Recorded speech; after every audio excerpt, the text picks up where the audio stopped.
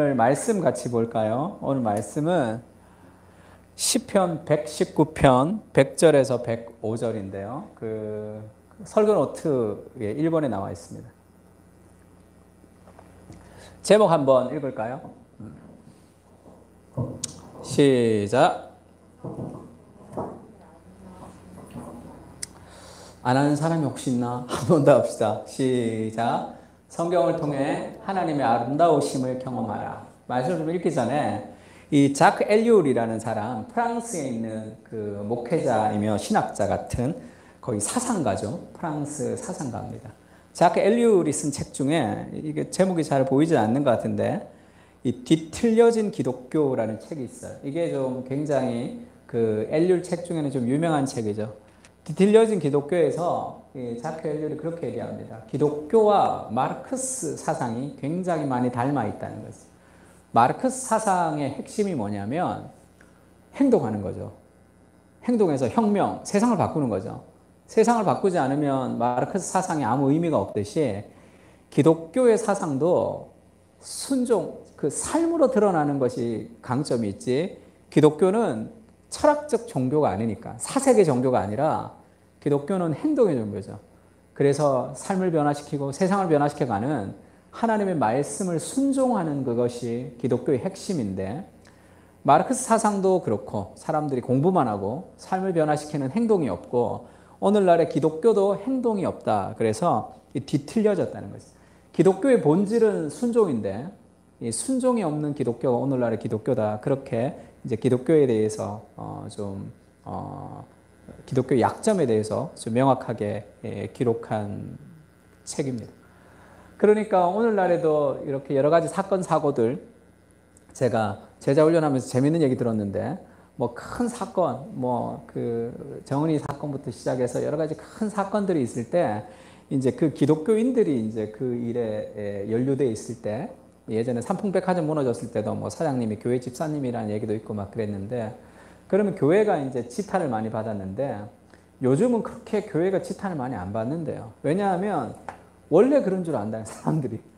원래 교회 다니는데 어떻게 그럴 수 있으라는 생각을 좀 덜 한다는 거예요, 이제는. 그만큼 이미 기독교라는 그런 교회가 세상 사람들한테 그 정도로 인식이 될 정도가 된 거죠.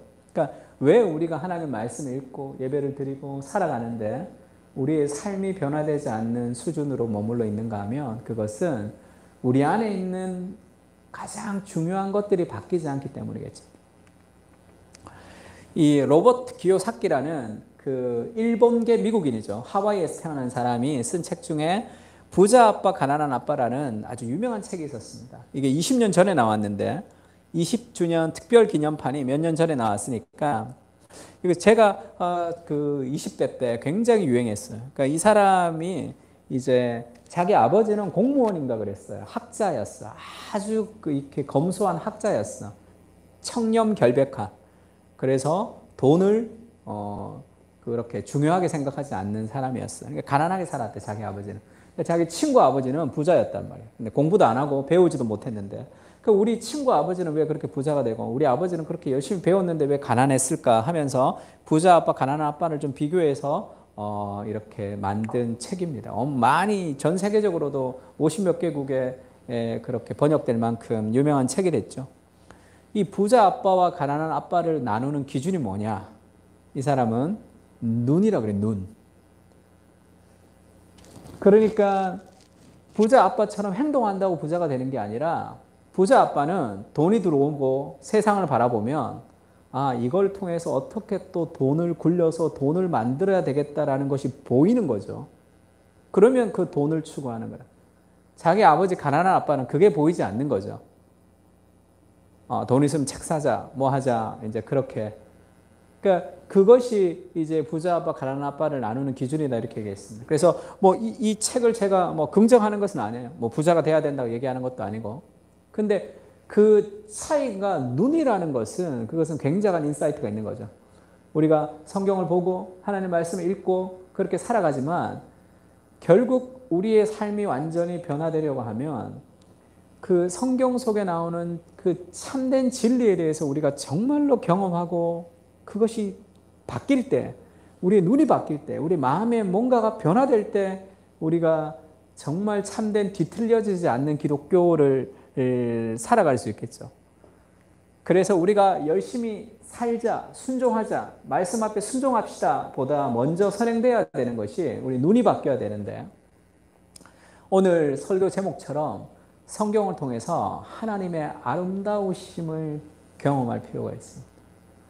그 아름다움에 대해서 우리가 눈을 떠야지. 왜 우리가 하나님의 아름다우심에 대해서 눈을 뜨지 못하냐 하면 다른 아름다움, 우리의 아름다움이 왜곡되어 있기 때문에 다른 것이 아름답게 보이는데 성경을 통해서 그것을 교정할 필요가 있어요. 눈을 교정하는 거죠. 오늘 시편 119편 100절에서 105절은 그렇게 시작하죠.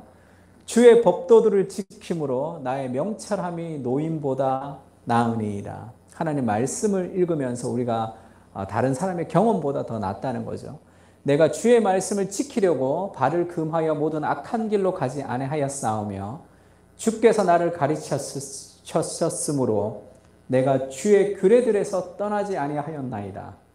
주의 말씀의 맛이 내게 어찌 그리 단지요 내 입에 꿀보다 더 다니이다. 주의 법도들로 말미암아 내가 명철하게 되었으므로 모든 거짓 행위를 미워하나이다. 주의 말씀은 내 발의 등이요 내 길에 빛이니이다. 이렇게 말씀했어요. 우리 여기 이 119편 3절 말씀을 한번 같이 읽어볼까요? 더 시작. 주의 말씀의 맛이 내게 어찌 그리 단지요 내 입에 꿀보다 더 다니이다. 우리가 하나님 말씀에서 이거를 경험해.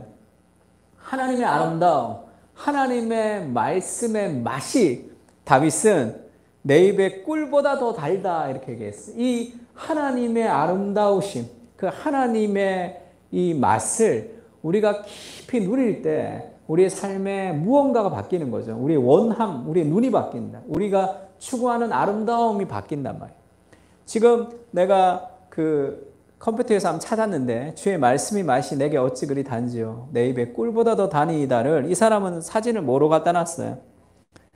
이게 좋아하는 초콜릿 같은데 이 초콜릿으로 이 사람 이렇게 묘사했습니다. M&M 같은 M&M. 주의 말씀에 그 말씀이 이 M&M 초콜릿보다 더 달다. 이제 이 사람이 이렇게 표현하죠. 이걸 어떻게 경험할 수 있을까? 이걸 경험을 할 때 우리가 정말 성경을 참된 성경의 세계로 뛰어 들어가는 거죠. 시편 27편 4절은 그렇게 얘기합니다. 같이 읽을까요? 시작. 내가 여호와께 바라는 한 가지 일 그것을 구하리니 곧 내가 내 평생에 여호와의 집에 살면서 여호와의 아름다움을 바라보며 그의 성전에서 사모하는 그것이라. 여호와의 아름다움을 바라보고 그것을 사모하는 것, 하나님의 아름다움을 느끼고 그 다음에 하나님의 말씀의 맛이 얼마나 그리 단지요라고 고백하는 그런 체험적 고백이 필요한 거죠. 그러니까 왜 우리가 하나님의 아름다움을 느끼지 못하느냐? 제가 얼마 전에 TGC에서 나온 어느 미국에 있는 목사님이 쓴 칼럼을 한번 봤는데 그분이 그렇게 얘기하더라고요. 하나님의 아름다움을 성경을 통해서 우리가 만나지 못하는 이유가 무엇이냐? 우리의 아름다움이 왜곡되어 있다는 거죠. 우리의 아름다움이 왜곡되어 있는데 그 왜곡되어 있는 아름다움을 말씀을 통해서 교정하지 않으면 말씀을 통해서 내가 원하는 아름다움을 추구하는 거죠. 그렇게 되면 신앙이 변질되는 거예요. 내가 주인이 되고 하나님이 나의 아름다움을 채워주는 사람으로 내 중심적으로 더욱더 변질될 확률이 있습니다. 그래서 신앙이라는 것은 변질되면 훨씬 더 더럽고 훨씬 더 추한 모습이 되는 거죠. 왜냐하면 하나님을 내 것으로 만들어가기 위한 거죠. 이사야서 53장 1절에는 예수님의 십자가를 그렇게 표현했죠. 우리가 전한 것을 누가 믿었느냐? 여호와의 팔이 누구에게 나타났느냐? 그 예수님을 상징하는 거예요. 그는 주 앞에서 자라나기를 연한 순 같고 마른 땅에서 나온 뿌리 같아서 고운 모양도 없고 풍채도 없은즉 우리가 보기에 흠모할 만한 아름다운 것이 없도다.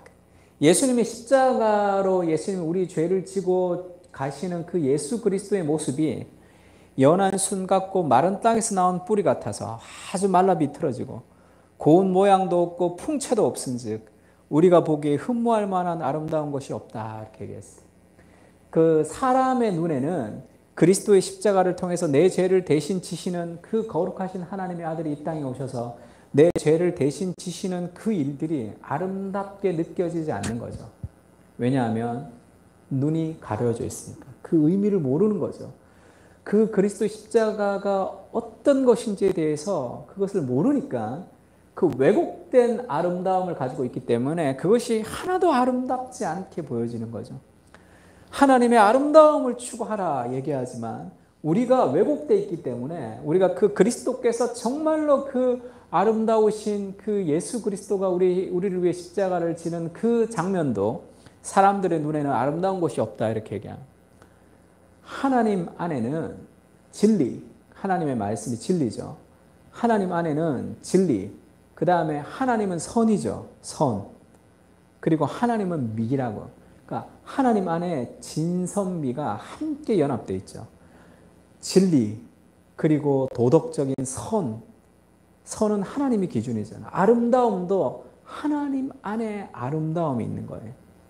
근데 인간이 타락하면서 우리는 진리, 내 생각이 진리라고 생각하고 내 판단이 맞다고 생각하고 내가 추구하는 것이 도덕이고 선이라고 생각하는 거죠. 그러니까 도덕적인 잣대가 다 다르죠. 그리고 내가 좋아하고 내가 내 눈에 보기 좋은 것을 아름답다라고 얘기합니다. 그 기준이 왜곡되어 있다는 걸 알아야 돼요. 그러니까 진선미에 대한 기준이 왜곡되어 있고 진선미가 따로따로 분리되어 있다는 거예요. 그 왜곡된 아름다움을 회복하는 거죠. 그 하나님을 만나서 우리가 정말 아름다운 것을 아름답게 볼 수 있도록 회복되어야 된다.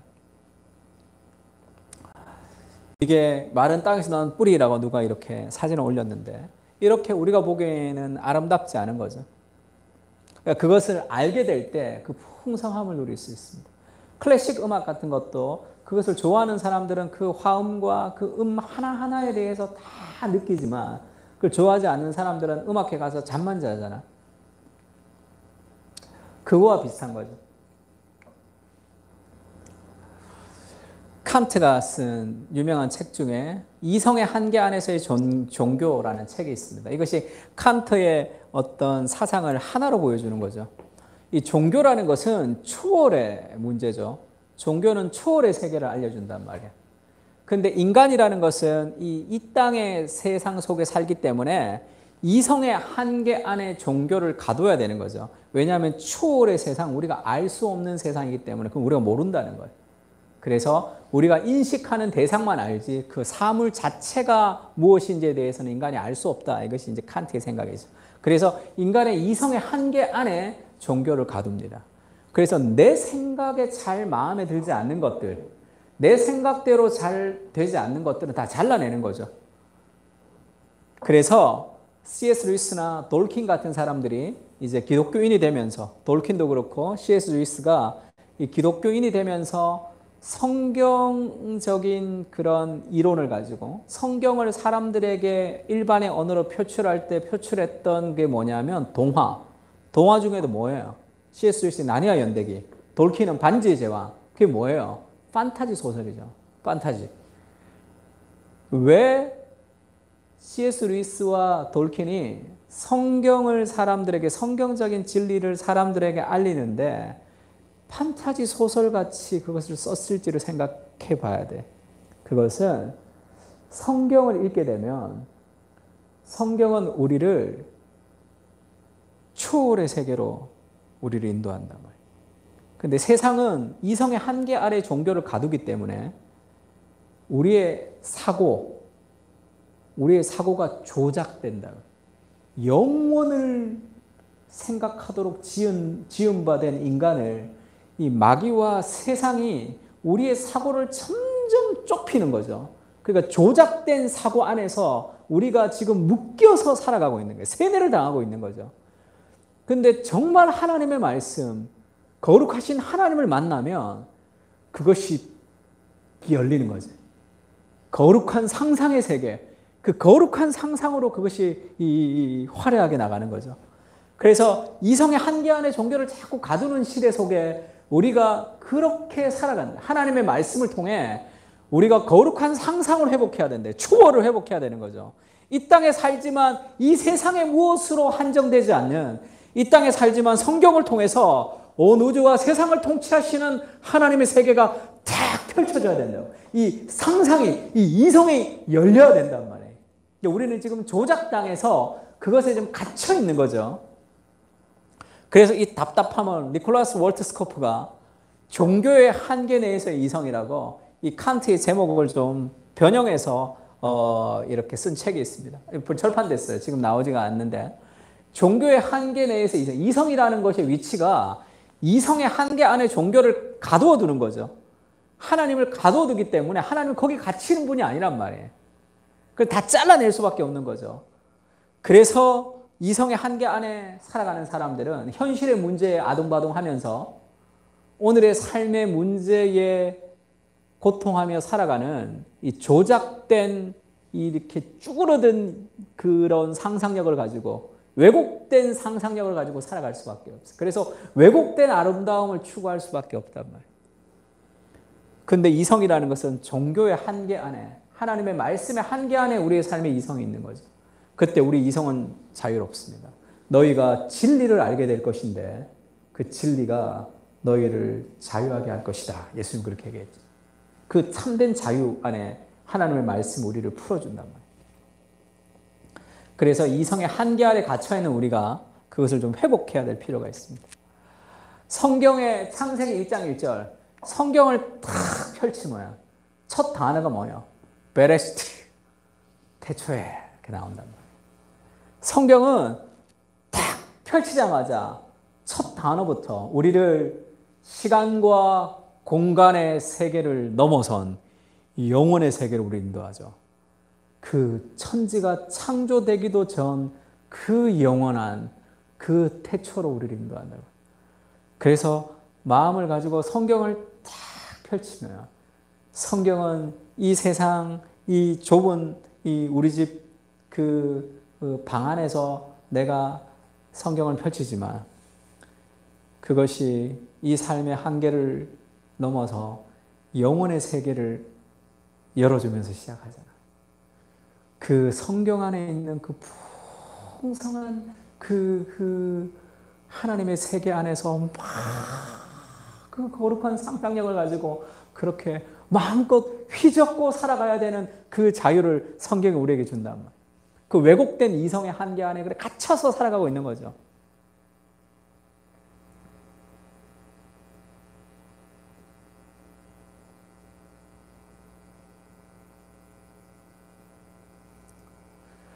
태초에 하나님이 천지를 창조하시니라. 그 태초로 하나님 우리를 인도하셔서 그 풍성한 세계로 하나님 우리를 보여준다. 그래서 마귀는, 그래서 세상은 우리를 그 거룩한 상상을 가지고 그렇게 우리를 펼쳐서 가지 못하게 그것을 잡아서 끌고 와서 자기 자신에게 집중해서 자기 자신과 이 현실의 문제 앞에 매몰되도록 우리를 계속 우리의 생각을 조작하는 거죠. 그 하나님의 세계 속으로 우리를 열어놓지 못한단 말이에요. 계속 우리를 붙들고 조작할 수밖에 없어요. 그래서 우리의 생각을 왜곡하는 거죠, 죄는. 창세기 3장 1절에 뱀이 나타납니다. 그런데 뱀은 여호와 하나님이 지으신 들짐승 중에 가장 강교하니라. 가장 머리가 똑똑하다는 뜻입니다. 그래서 그 이성이라는 것 한계 안에 종교를 가두는 거죠. 뱀이 여자에게 물어서 말합니다. 하나님이 참으로 너희에게 동산의 모든 나무의 열매를 먹지 말라 하시더냐. 너의 생각 속에 하나님을 다 이해해야 된다는 거예요. 네가 이해하지 못하는 것은 그것은 잘못됐다는 거죠. 참으로 너희에게 동산 모든 나무의 실과를 먹지 말라 하더냐. 여자가 뱀에게 말하죠. 동산 나무의 열매를 우리가 먹을 수 있으나 동산 중앙에 있는 나무의 열매를 하나님의 말씀에 너희는 먹지도 말고 만지지도 말라. 너희가 죽을까 하노라 하셨느니라. 지금 동산 중앙에 있는 나무의 열매를 왜 먹지 말라고 했는지는 잘 이해되지 않았단 말이에요. 잘 이해되지 않지만 그 하나님의 성품에 대해서 신뢰하며 우리가 다 이해되지 않아도 하나님을 신뢰하며 걸어갈 수 있기를 하나님이 원하시는 거죠. 빈들에 서 있을 때 우리가 아무 내 손에 내 힘으로 안 될 때 그때가 바로 하나님의 때다.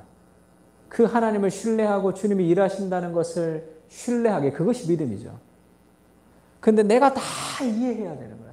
내가 다 알아야 되는 거야. 내가 하나님보다 크지 않는데 그걸 어떻게 다 알아요? 그러니까 그것에 대해서 오해하기 시작하죠. 거기에 대해서 자꾸 뭐라 그럴까? 이 풍성하신 하나님의 세계를 열어놓지 못하고 이게 자꾸 우리 이성의 한계 안에 뭔가를 가두려고 한단 말이에요. 뱀이 여자에게 말하죠. 너희가 결코 죽지 아니하리라.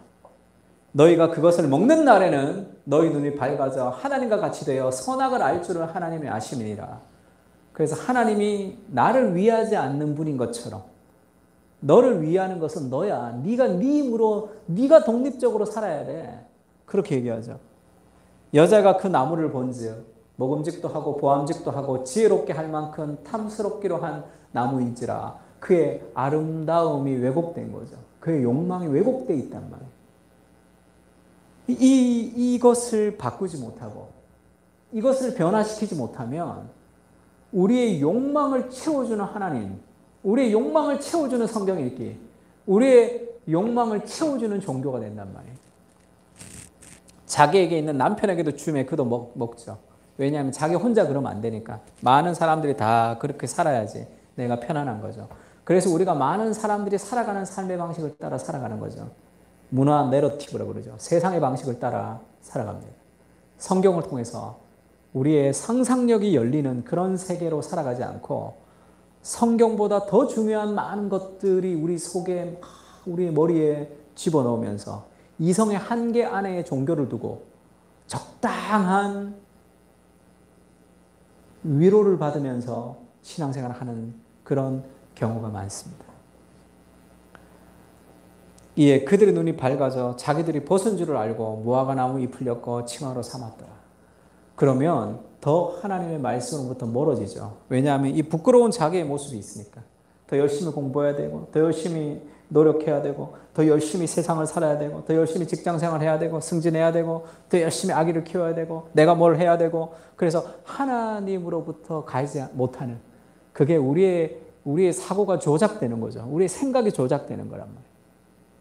계속 그 현실의 문제, 나의 문제, 나로 점점점 우리의 폭을 좁히는 거죠. 우리는 하나님을 통해서 풍성하신 마음들을 가져야 됩니다. 사실 하와가 이렇게 생각해야 되는 게 아니죠. 2장 15절에 보면 하나님이 그렇게 얘기합니다. 여호와 하나님이 그 사람을 이끌어 에덴 동산에 주어 그것을 경작하며 지키게 하시고 아담을 창조하셨고 그 아담에게 에덴 동산에 그것을 경작하며 지키게 하며 모든 권한을 다 주신 거죠. 여호와 하나님이 그 사람에게 명하여 이르되 동산 각종 나무의 열매를 네가 임의로 먹되 이렇게 얘기해서 요즘같이 책을 잘 안 읽는 시대는 임의가 무슨 말인지를 몰라서 이것이 와닿지 않는데 각종 이 에덴 동산에 있는 모든 나무의 열매를 네가 마음대로 먹어라. 네 마음대로 다 먹으라는 거예요. 여기 있는 모든 나무의 실과를 네가 마음대로 다 먹어라. 이것은 자기가 경작하지도 않고 자기가 심지도 않았잖아. 하나님이 만들어 주신 거죠. 그것에 일하게 하고 동참하게 하는 거죠. 그 하나님이 일하심에 동참하게 해서 그것을 누리게 한단 말이에요. 그러나 선악을 알게 하는 나무의 열매를 먹지 말지니 이것을 먹는 날엔 네가 반드시 죽으리라. 그러니까 지금 그가 가져야 되는 것은 먹지 못하는 것에 대한 불평과 불만이 아니라 이 모든 것을 우리에게 주신 하나님의 그 은혜 아래 이렇게 은혜로운 하나님이 우리에게 무언가를 금지했다면 그것은 하나님의 깊으신 뜻이 있겠죠. 내가 이해되지가 않아도. 근데 이 풍성함을 그가 버리는 거죠. 그 풍성함을 버렸어. 그래서 하나님에 대해서 오해를 하게 만들죠. 그래서 내가 하나님의 말씀을 의지하며 살아가는 것이 아니라 다른 삶의 드라이브를 따라 내가 살아가는 거예요. 어린 시절이든지 그 다음 시절이든지 그렇게 우리가 막 살아가는 삶을 살아갑니다. 그래서 결국 우리가 자기 중심성이 되는 거죠. 계속 좁아져. 계속 좁아져 삶이 크면서. 하나님의 말씀을 통해서 이것이 확 넓어져야 되는데 하나님의 말씀 안에서 우리가 하나님의 아름다움을 발견하지 못하고 내 아름다움을 추구해. 그러니까 그것이 변화가 안 되는 거죠. 계속 좁아진다고. 그렇게 좁아지면 어떻게 됩니까? 그러므로 염려하여 이르기를 무엇을 먹을까? 무엇을 마실까? 무엇을 입을까? 하지 말라. 이렇게 얘기하죠. 조금 더 잘 먹고 조금 더 잘 되고 조금 더 많은 돈을 벌어 조금 더 인정을 받으면서 조금 더 그렇게 제대로 살고 싶은 삶의 욕망을 따라 살아가잖아.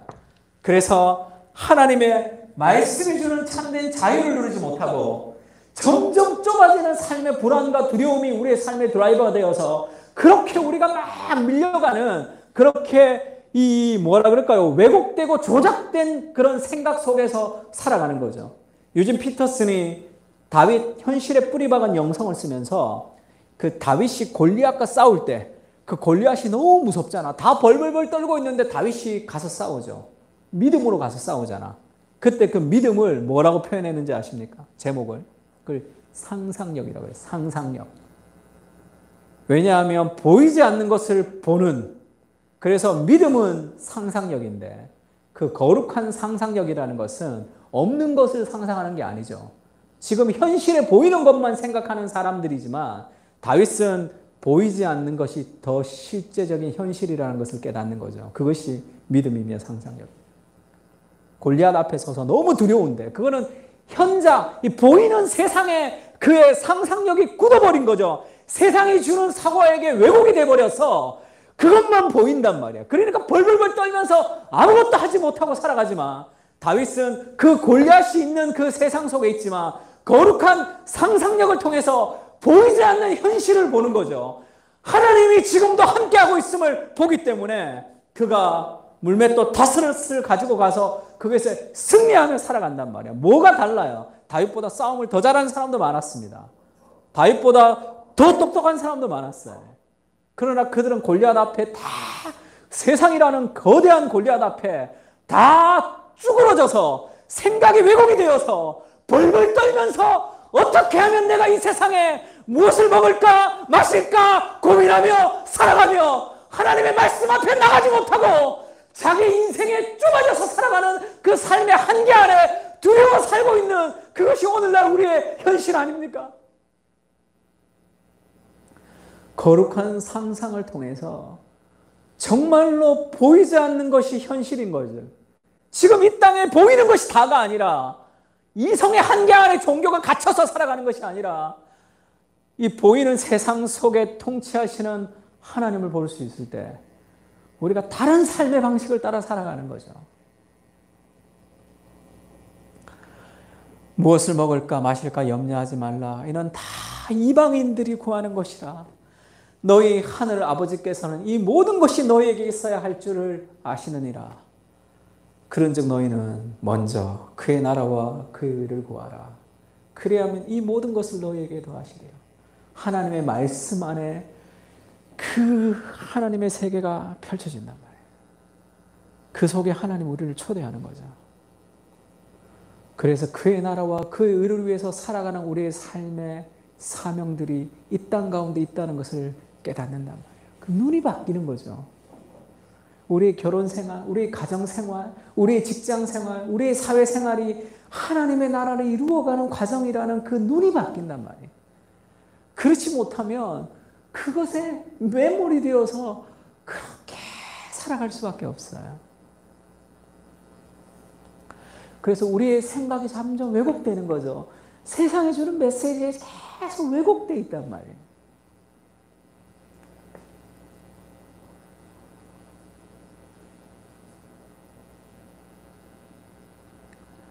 우리가 자기중심적으로 살아가는 것, 하나님의 말씀을 의지하지 않고 자기중심적으로 살아가는 것을 굉장히 쉽게 생각하는 경향이 있는데, 자기중심적으로 살아가는 것은, 천국이라는 것은 천국을 극대화시킬 때 우리가 천국의 핵심은 하나님의 통치가 이루어지는 곳이 천국이에요.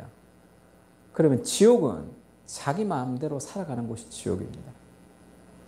그래서 지금 이 땅에 이 세상에 하나님 주시는 일반 은총이 있죠. 예수 믿지 않는 사람들도 일반 은총, 양심도 있고 정부도 있고 여러 가지 하나님 주시는 일반 은총이 있기 때문에 우리가 지금 이 지옥같이 살지 않는 거죠. 그러면 하나님 주시는 일반 은총이 다 사라지면 어떤 세상이 되느냐 하면 내가 원하는 것을 내 마음대로 하고 싶은 사람들만 모여 있는 곳이 돼요. 그곳이 지옥입니다. 우리가 어떤 단체에 아니면 부부관계나 아니면 연인관계나 가족들 관계 속에서도 우리가 그 지옥 같은 것을 경험한다고 할 때 뭐가 지옥 같죠? 다 서로 자기가 원하는 것만 추구하면 그럼 그건 지옥 같은 곳이죠. 그리스도를 경외함으로 피차 복종하라. 서로가 다른 사람을 위해서 희생하는 그것이 연합의 본질인데 그 지옥은 다른 곳이 아니에요. 내가 원하는 것을 추구하는 사람들만 모여 있으면 그것이 지옥입니다. 그것의 끝판왕이 뭐예요? 지옥의 끝판왕.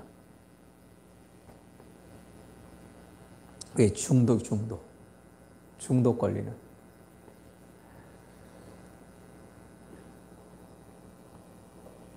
제가 지난주에 어느 목사님 설교를 들었는데 그 목사님이 지옥에 대해서 굉장히 이렇게 길게 설교를 하셨어요. 그 중에 하나가 이 중독에 대한 얘기를 했는데 제 마음에 확 와닿았습니다.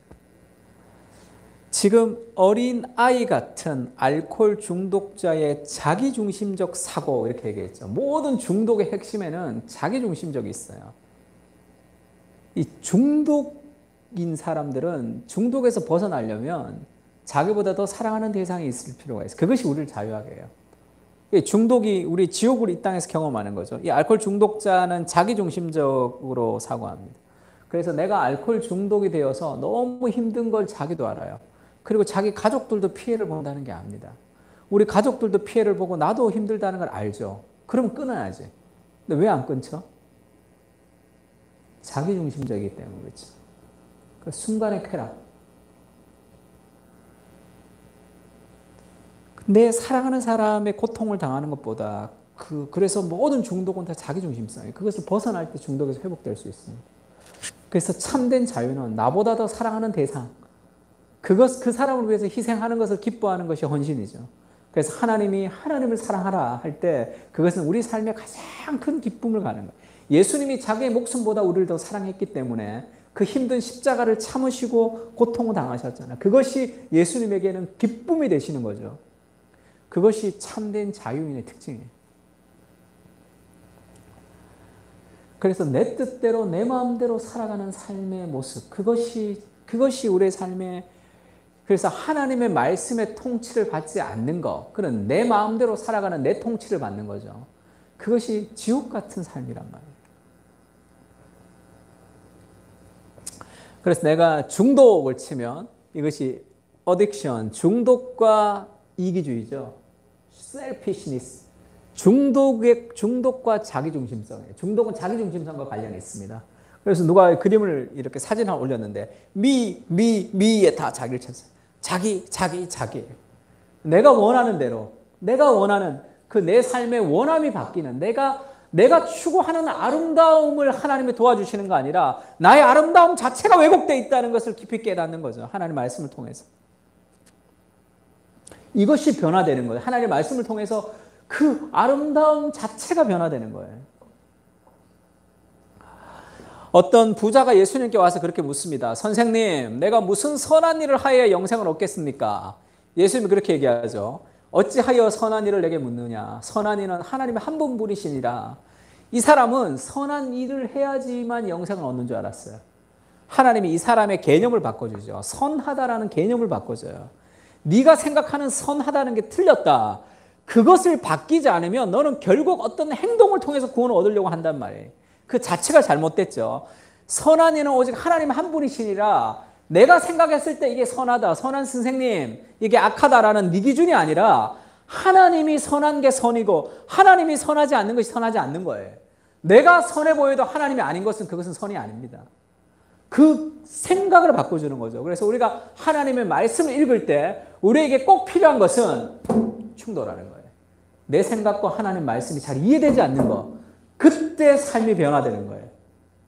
하나님의 말씀을 읽으면서 하나님이 내 삶에 주는 위로, 내가 너와 함께하리라, 내가 너를 사랑하노라 라는 그 정도의 위로만 경험하는 것은 그것은 참된 기독교가 아닙니다. 하나님의 말씀을 많이 읽고 하나님의 말씀을 묵상하면서 하나님의 말씀이 이해가 안 되고 부딪혀야 돼 자꾸.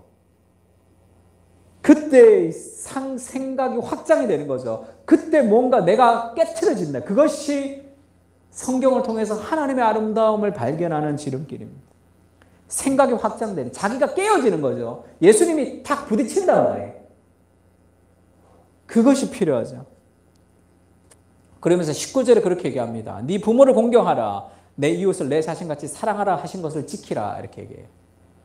내가 그걸 다 지켰습니다. 청년이 이르되 그 모든 것을 내가 다 지켰는데 아직도 무엇이 부족합니까? 이 사람은 아직도 자기가 선한 일을 통해서 구원을 얻는다고 착각하고 있는 거죠. 예수님이 그것을 깨트려주고 싶은 거예요. 예수께서 이르시되 네가 온전하고자 할진대 가서 내 소유를 팔아라 가난한 자들에게 주라. 그러면 하늘의 보화가 내게 있으리라. 그리고 와서 나를 따르라. 네 소유를 팔아서 가난한 자에게 다 주라. 이렇게 얘기하죠. 그가 재물이 많으므로 이 말씀을 듣고 근심하며 가죠. 하나님의 말씀을 읽는데 막 근심이 일어나. 굉장히 좋은 거죠. 하나님 뜻대로 하는 근심이라고 고린도후서에는 그런 말씀이 있죠. 지금 이 친구가 예수님에게 왔을 때 예수님이 그 사람의 생각을 깨트려 주죠. 무엇을 해야지 영생을 얻을 수 있습니까? 라고 왔는데 그가 근심하며 가죠. 아, 나는 구원을 얻지 못하는구나. 나는 행위를 통해서 구원을 못 얻겠구나라는 것을 깨닫는다고. 그래서 결국 믿음으로 그리스도를 영접함으로 구원을 얻는 그 길이 참된 길이죠. 이것이 일어나야 돼. 하나님 말씀 묵상하면서. 모든 성경은 하나님의 감동으로 된 것으로 교훈과 그 다음 말씀이 뭐죠? 책망과 그 부딪힘이 있어야 돼. 우리가 하나님의 말씀을 묵상할 때 우리가 하나님의 말씀이 우리에게 교훈을 주십니다. 그리고 하나님의 말씀이 우리를 책망해야 돼. 책망. 내 생각과 달라야 된다고. 뭔가 왜 이러지 하나님? 이거 도대체 이해가 안 되네. 이런 일들이 자꾸 있어야 돼. 그때 내 생각이 잘못된 거예요. 하나님 잘못된 게 아니라. 그렇게 내가 바뀌어가는 거죠. 그렇게 놓치고 싶지 않은 것들을 놓치면서 정말로 붙들어야 될 것이 무엇인지를 발견한단 말이에요. 그 아름다운 것들을 내가 포기하고 싶지 않은 것을 포기하면서 그것이 하나도 아름답지 않다는 것을 깨닫는 거죠. 아, 참된 아름다움이 이거였구나라는 걸 깨닫는단 말이에요.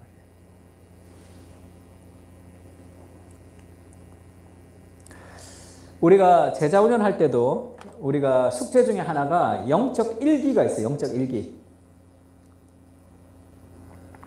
제자훈련 하지 않는 사람들도 영적 일기는 꼭 쓰는 게 좋아요. 데이비드 브레이노드의 생활 일기라는 책이 있죠. 아주 유명한 책입니다. 모든 영적인 거장들, 공통적인 특징은 다 일기를 썼대요. 어떤 사람은 기도의 사람이었고, 어떤 사람은 말씀의 사람이었고, 어떤 사람은 그 선행을 많이 했고, 다 각자 다른 방식, 말씀 있는 방식도 다르고, 기도하는 방식도 다 달랐지만, 그들의 공통적인 특징이 있다면 다 일기입니다. 영적인 거장 중에 일기 쓰지 않는 사람은 한 사람도 없다는 거예요. 있으면 얘기 좀 해주세요. 정말 영적인 거장인데 일기를 안 썼다. 그런 사람 있으면 좀 얘기해 주세요. 빌 하리버스 목사님이 그것을 막 추구하다가 한 가지 공통점이 다 일기를 썼다는 것을 발견했습니다. 우리가 영적인 일기를 쓸 때 내가 늘 얘기하죠. 일주일에 한 번씩 숙제를 제출하기도 하지만 그때 일기 쓸 때 어디에 중점을 둬야 되냐면 내 감정이에요. 하루 동안 그리고 일주일 동안 내 감정에 초점을 두어서 내 감정의 변화에 초점을 두는 것이 굉장히 좋습니다. 어떤 게 내가 기분이 안 좋았지? 어떨 때 내가 좋았지? 어떨 때 내가 분노했지? 어떤 상황에 내가 시기했지라는 그 삶의 감정의 변화 있죠. 그 감정의 변화, 기분 나쁜 일이거나 속상한 일이거나 기쁜 일이거나 우리 삶에 일어나는 모든 그런 사건과 사고 속에 우리의 감정이 변화되는 그 변화의 한가운데 하나님을 초대하는 거예요. 그래서 영적 일기는 그 하나님의 관점으로 다시 그 사건을 재조명하는 거죠.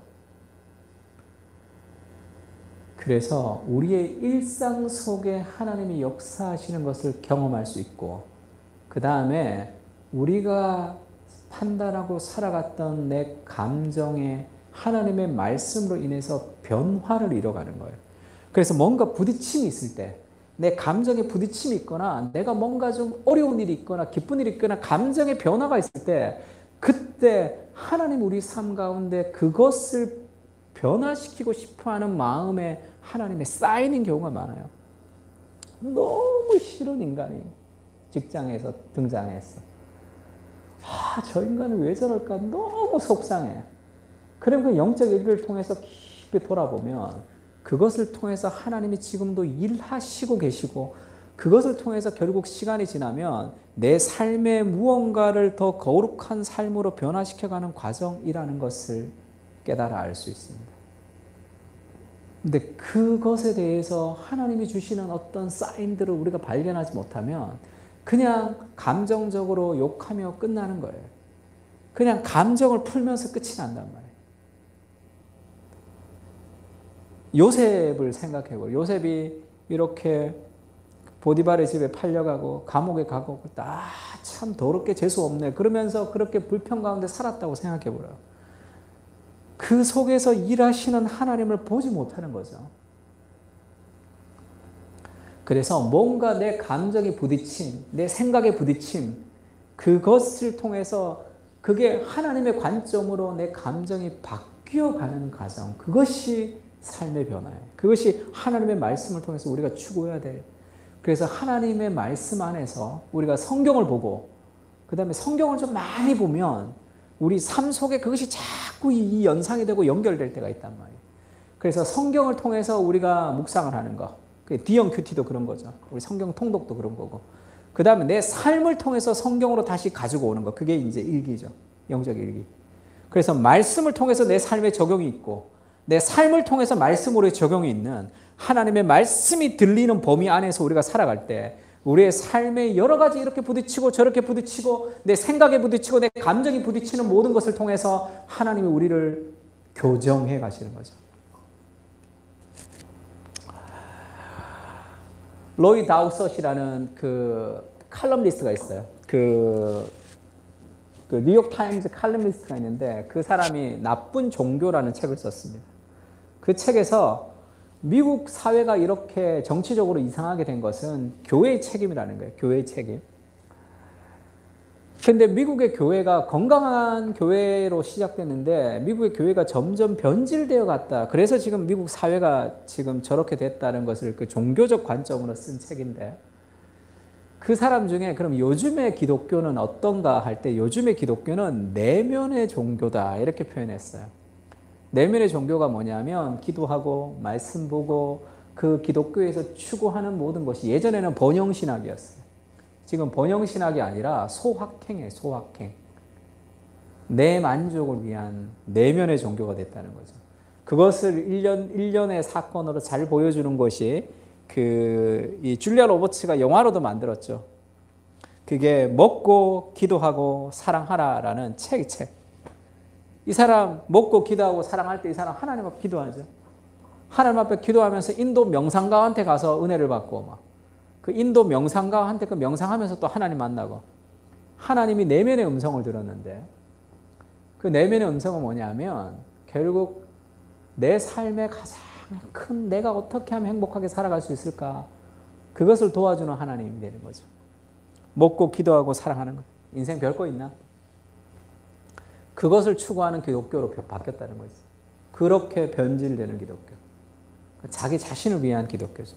나의 욕심을 위한 기도가 될 경향들이 있습니다.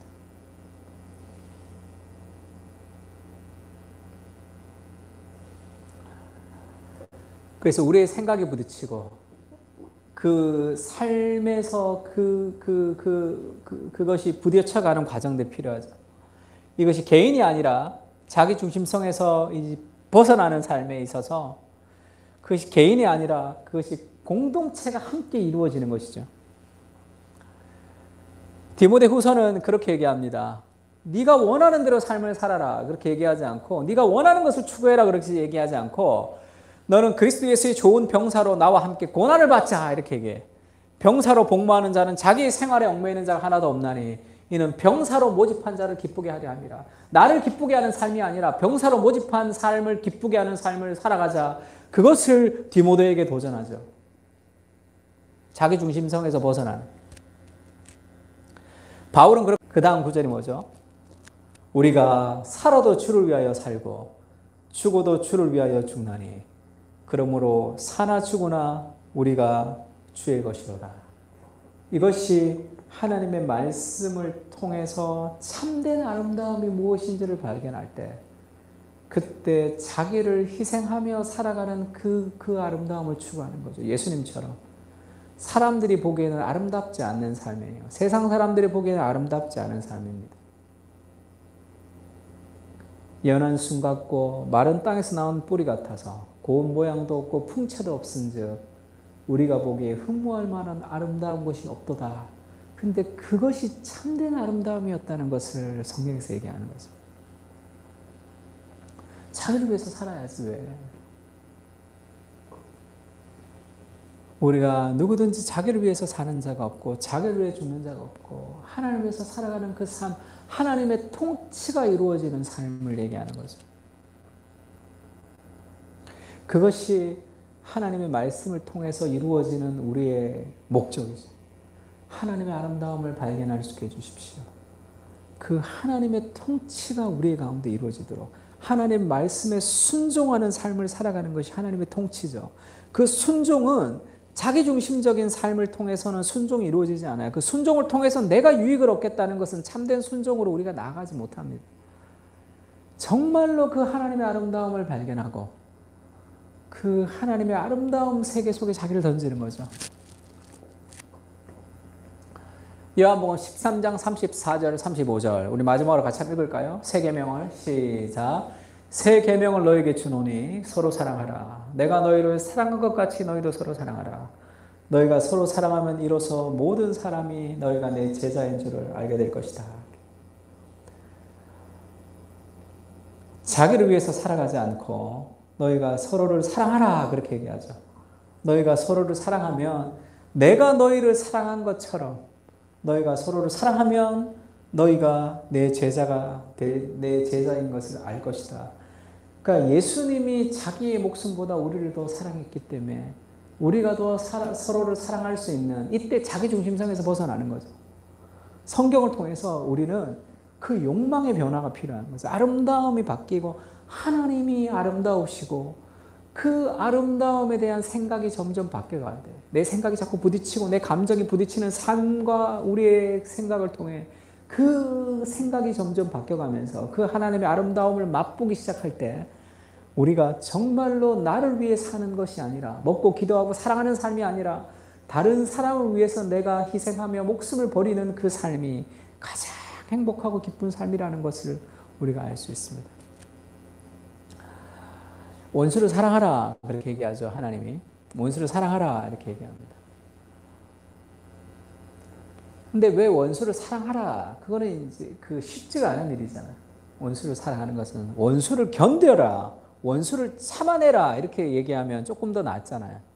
원수를 내가 막 참아, 와, 저것이 꼴보기 싫지만 내가 막 참아요.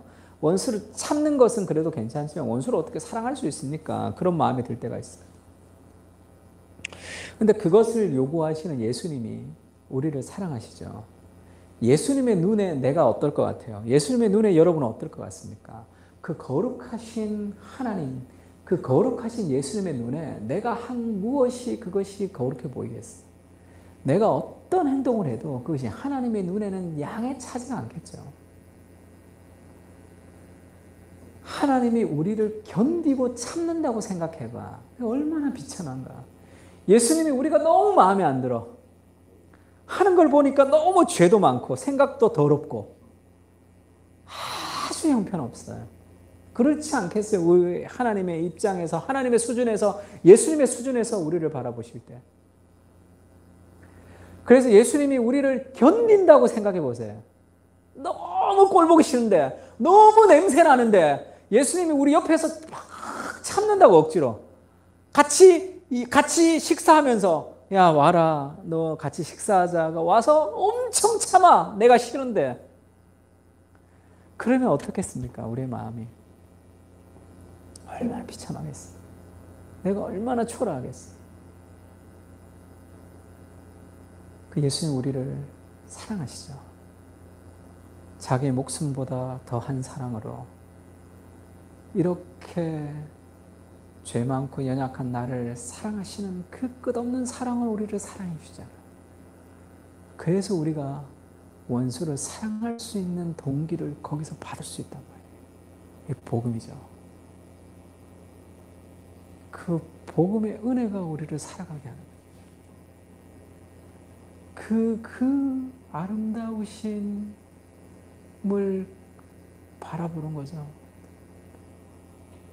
예수님의 그 아름다움, 그것이 아름답다. 그 은혜가 아름다운 거예요. 참된 아름다움이 무엇인지를 우리가 좀 깨달아야 되는 거예요. 멋있고 화려하고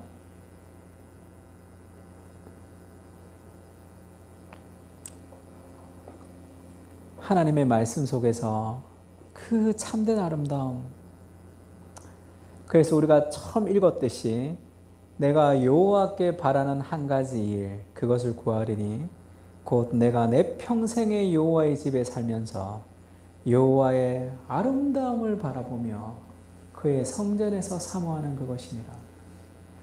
주님, 우리가 하나님의 말씀을 좀 읽는데 단순히 내 삶의 어떤 유익을 위해서 말씀을 읽는 것이 아니라 참된 하나님의 말씀 속에 내 생각이 변화되고 내 감정이 변화되어서 진정한 아름다움을 좀 깨달아 알 수 있도록 나를 깊이 사랑하시는 그 하나님의 사랑을 깊이 깨달아서 우리의 눈이 변화될 수 있도록 도와달라고 그렇게 같이 한번 찬양하고 좀 기도했으면 좋겠습니다. 하나님, 현실에 좁아있는 이성의 한계 안에 조작되어 있는 현실에 쭈그러져 있는 우리의 삶의 생각을 펼쳐주십시오. 너희가 진리를 알게 될 것인데 그 진리가 너희를 자유하게 하리라 말씀하신 예수님, 우리가 이 현실 안에 갇혀서 무엇을 먹을까, 무엇을 마실까 염려하며 살아가는 인생이 아니라 하나님의 말씀을 펼쳐서 태초로부터 영원한 세상의 창조자가 되신 그 하나님이 오늘도 우리를 다스리시고 오늘도 내 삶을 인도하신다는 것을 확신하며 그 영원한 하나님을 거룩한 상상을 통해 보이지 않는 현실이 참된 현실임을 깨닫고 살아갈 수 있도록 주님 도와주십시오. 왜곡된 우리 아름다움을 변화시켜 주시고 참된 아름다움에 눈이 변화될 수 있도록 하나님 은혜를 부어 주시옵소서. 그래서 여호와의 아름다움을 추구하며 주의 말씀이 성있고 의롭다 주의 말씀을 통해 우리의 생각이 확장되는 그런 거룩한 시간이 될 수 있도록 주님 우리에게 말씀하여 주옵소서. 주님, 우리의 물질을 주께 드립니다. 우리의 시간과 우리의 마음을 주님께 드립니다. 주님, 작은 오병이어를 주께 드리오니 하나님 받아주시고 그리스도를 통해서 연약한 우리의 인생이 더 아름답게 사용될 수 있도록 주님, 우리를 사용해 주시고 우리를 통해 주님의 일들을 나타내 주시옵소서. 주의 말씀에 순종하지 못하고 살아가는 우리의 연약함을 긍휼히 여기시고 은혜를 베푸셔서 우리의 삶 속에 주의 말씀에 순종할 수 있는 능력과 은혜를 부어 주시옵소서. 여호와는 내게 복을 주시고 너를 지키시기를 원하며 여호와는 그의 얼굴을 내게 비추사 은혜 베푸시기를 원하며 여호와는 그 얼굴을 내게로 향하여 대사 평강 주시기를 원하노라. 이제는 우리 주 예수 그리스도의 은혜와 하나님의 무한하신 사랑과 성령님의 교통하시는 은사가 이 시간에 왜곡된 아름다움을 버리고 참된 아름다움을 발견하기를 원하고 다짐하고 돌아가는 사랑하는 그 사랑교회 교인들 머리 위에 이제로부터 영원까지 함께 계실지어다. 아멘.